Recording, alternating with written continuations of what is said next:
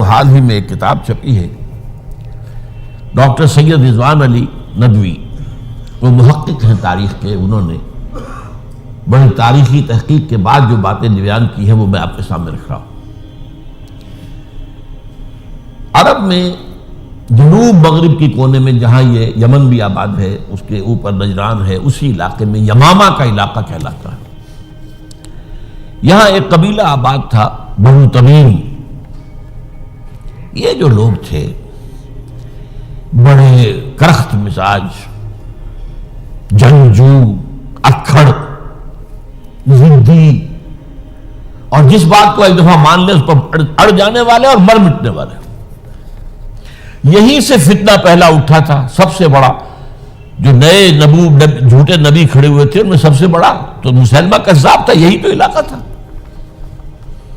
اور اس کے خلاف اس فتنے کی سرکوبی میں کتنے صحابہ، 1200 صحابہ ایک جنگ کے اندر شہید ہوئے، جن میں 500 جو ہیں وہ حفاظ تھے رضی اللہ تعالیٰ عنہ اجمعین۔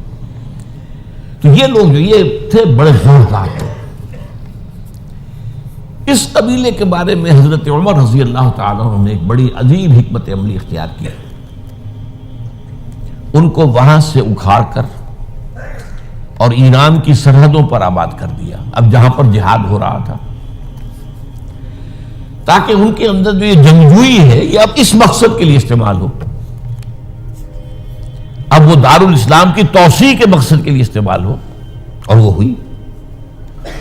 حضرت عمر نے 2 چھاؤنیاں بنائی تھی رضی اللہ تعالیٰ، کوفہ اور بصرہ، کیونکہ ظاہر بات ہے کہ اب جو اسلام کا دائرہ پھیل رہا تھا اور اسلامی حکومت پھیل رہی تھی، اور زیادہ تر جو ہے مشرق کی طرف پھیل رہی تھی، ایران اور خراسان وغیرہ کی طرف، تو اب مدینے سے اس کا کنٹرول اتنا آسان نہیں تھا، فاصلہ تھا، تو چھاؤنیاں بنائیں تاکہ یہ اس سرحد کے اوپر یہ موجودہ مرکز رہے، یہاں فوجیں موجود رہیں، کہیں کوئی بغاوت ہو تو اس کو کچلنے کے لیے وہ قوت فوری طور پر دستیاب ہو سکے۔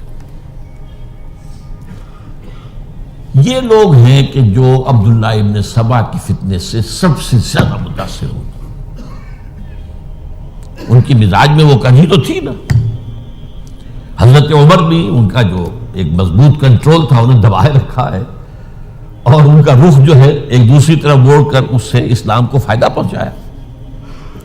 لیکن اس کے بعد جب فتنہ جو آیا یہ عبداللہ ابن سبا، تو سب سے بڑھ کر یہی لوگ اس کے ماننے والے، اور انہی میں سے وہ لوگ تھے جنہوں نے جانیں بھی دے دی ہیں، جنہیں حضرت علی نے زندہ جلایا ہے، اس لیے کہ وہ کہتے تھے کہ علی خدا ہے۔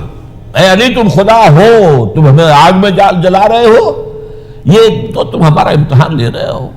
وَلَنَبْلُوَنَّكُمْ بِشَيْءٍ مِّنَ الْخَوْفِ وَالْجُوعِ وَنَقْصٍ مِّنَ الْأَمْوَالِ وَالْأَنفُسِ وَالثَّمَرَاتِ۔ اب وہ اس آیت کو اپنے اوپر منطبق کر رہے ہیں۔ تو یہ جو کرخت لوگ تھے،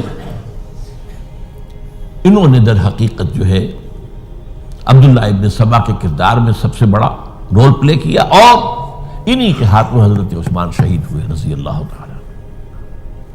اور اس کے بعد انہوں نے حضرت علی رضی اللہ تعالیٰ عنہ کو اپنے گھیرے میں لے لیا، کیونکہ انہی کی کثیر تعداد موجود تھی مدینے میں جب حضرت عثمان شہید ہوئے۔ اس کے بعد اب ظاہر بات ہے کہ کوئی نہ کوئی تو خلیفہ ہونا چاہیے تھا۔ حضرت طلحہ سے کہا گیا، انہوں نے معذرت کر لی، حضرت زبیر سے کہا گیا، انہوں نے معذرت کر لی۔ اب ظاہر بات ہے کہ حضرت علی آخر امت کو چھوڑا تو نہیں جا سکتا تھا بغیر امام کے، انہوں نے قبول کر لیا، اگرچہ حضرت حسن روکتے رہے کہ ابا جان یہ ان لوگوں کی بیعت جو ہے آپ قبول نہ کیجیے۔ حضرت حسن تو ان میں سے ہیں جو حضرت عثمان کے دروازے پر کھڑے تھے پہرے دار کی حیثیت سے، حسن اور حسین رضی اللہ تعالیٰ عنہ، انہیں تو معلوم تھا فتنہ جو کون لوگ ہیں۔ اس کے بعد حضرت علی رضی اللہ تعالیٰ عنہ نے اسی حکمت سے، جس حکمت کے تحت حضرت عمر نے یہ چھاونیاں آباد کی تھی، دارالخلافہ بھی مدینے سے کوفہ منتقل کر دیا تاکہ پورے عالم اسلام کو کنٹرول کیا جا سکے اس مرکز کے ساتھ۔ اس کا نتیجہ یہ نکلا کہ اب گویا کہ حضرت علی کے گرد ان لوگوں کا گھیراؤ مکمل، کوفے میں یہی تو آباد تھے، کوفی یہی تو تھے، حضرت عمر نے انہیں لا کے یہاں آباد کیا تھا۔ جب حضرت علی نے کوفے کو اپنا دارالخلافہ قرار دیا تو گویا کہ ان کا پھر عمل دخل بہت بڑھ گیا۔ ایک طریقے سے یوں کہا جا سکتا ہے کہ انہوں نے اب حضرت علی رضی اللہ تعالیٰ عنہ کو اپنے محاصرے میں لے لیا۔ چنانچہ جنگ جمل کے موقع پر یہ ہوا ہے کہ صلح ہو گئی تھی. حضرت عائشہ رضی اللہ تعالی عنہ کے جو نمائندے تھے اور ادھر سے حضرت علی، صلح ہو گئی تھی، طے ہو گیا تھا کہ ہاں قاتلین عثمان کو جو ہے اس کو سزا دی جائے گی، قصاص لیا جائے گا حضرت عثمان کی قتل کا. لیکن ان لوگوں نے 10,000 آدمی کھڑے ہو گئے کوفے کے اندر، ہم سب قاتل ہیں عثمان کے، لو قصاص ہم سے اگر لے سکتے ہو. جس کے نتیجے میں اور انہوں نے جنگ شروع کر دی. اور جب جنگ شروع ہو جائے تو پھر اس کے بعد تو کوئی نہیں دیکھ سکتا کیوں شروع ہوئی، کیسے شروع ہوئی، کس نے شروع کی. اب تو یا مارو یا مرو، دو ہی باتیں ہوتی. 10,000 مسلمان ایک رات میں شہید ہوئے جنگ جمل میں. اب اس کے بعد حضرت علی رضی اللہ تعالیٰ عنہ کی خلافت جو ہے حضرت امیر معاویہ نے ماننے سے انکار کر دیا. جب تک قاتلین عثمان کو سزا نہیں دیتے ہم بیعت نہیں کریں گے. یہ نہیں کہ دعویٰ کیا ہو کہ میں خلافت کا حقدار ہوں، یہ نہیں، لیکن یہ کہ آپ کو ان کو سزا دینی چاہیے. اب یہ تھا وہ مخمصہ جس میں حضرت علی رضی اللہ تعالی عنہ وہ فرماتے تھے کہ میرا ساتھ دو تو میں ان قاتلین عثمان سے سزا جو ہے ان کو سزا دے سکتا. ادھر انہیں پتا تھا کہ میں سرنڈر کرتا ہوں تو مجھے علی تک تو پہنچنے کوئی نہیں دے گا، راستے میں ختم کر دیں گے رضی اللہ تعالی عنہ. تو یہ پیچ تھا ایک جو ایسا پڑا ہے. اب اس میں جب حضرت معاویہ اور حضرت علی کے مابین فیصلہ کن جنگ ہوئی، جنگ صفین جسے کہتے ہیں، جس میں 70,000 مسلمان ایک دوسرے کی تلواروں، تیروں، نیزوں سے قتل ہوئے. اس موقع پر حضرت معاویہ کی طرف سے ایک آفر آئی. قرآن مجید کو نیزے پر اٹھا کر لوگوں نے کہا کہ یہ خونریزی بند کر دو، ہم قرآن کا فیصلہ ماننے کو تیار ہیں.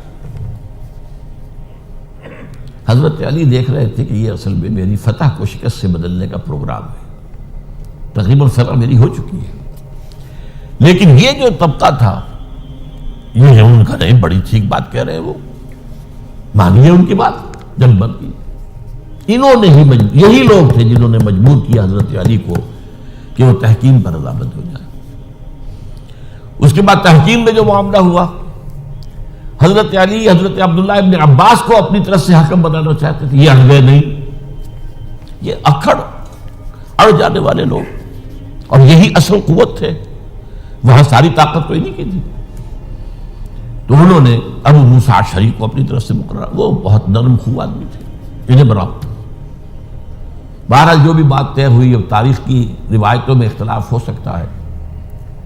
کہا یہ جاتا ہے کہ طے تو یہ ہوا تھا حکمین کے مابین، ادھر سے ابو موسیٰ اشعری، ادھر سے عمرو بن العاص رضی اللہ تعالی عنہما، کہ آپ اپنے جو کلائنٹ ہیں حضرت علی آپ انہیں معزول کر دیجئے، میں معاویہ کو معزول کر دیتا ہوں، پھر جو ہے مسلمان فیصلہ کر لیں کسی اور کی عبادت.